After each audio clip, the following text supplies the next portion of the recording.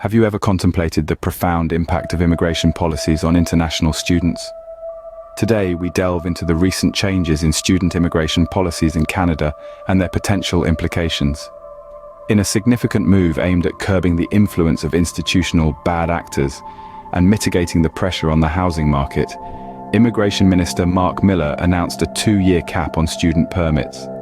The federal government plans to approve approximately 360,000 undergraduate study permits for the year 2024, marking a substantial 35% reduction from the preceding year.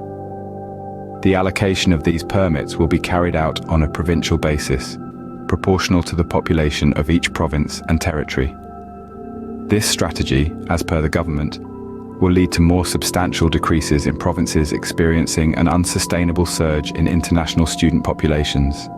In some provinces, the reduction in permits could be as high as 50%. The responsibility of distributing these permits among universities and colleges within their jurisdictions will be left to the provinces and territories. This cap is expected to remain in place for 2 years, with the permit quota for 2025 due for reassessment at the end of this year. The federal government aims to target some small private colleges that have been exploiting international students. Minister Miller expressed his disapproval of private institutions that operate under-resourced campuses, lack student support, charge exorbitant tuition fees, and continuously amplify their intake of international students.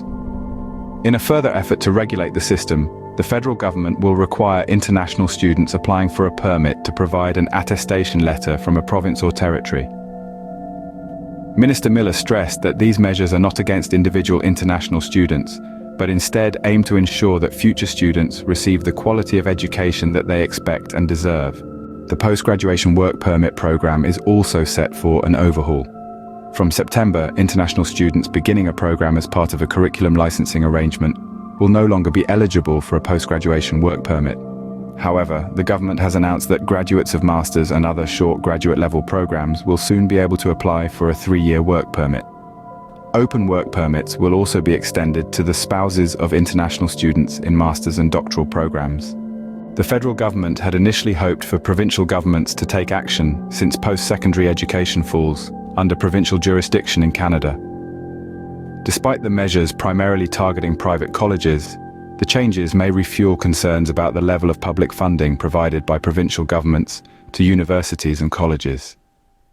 On the housing front, low-income renters are competing for a limited number of spots, while investors are buying large quantities of single-family homes, converting them into student rentals. This trend is making it nearly impossible for first-time home buyers to find a place to live. In conclusion, the Canadian government's new immigration policies aim to regulate the influx of international students, ensure better education quality, and relieve the pressure on the housing market. However, these measures may also stir up concerns about public funding for post-secondary education and the availability of affordable housing. The impact of these changes is yet to be seen, but they undoubtedly set a new course for international education in Canada.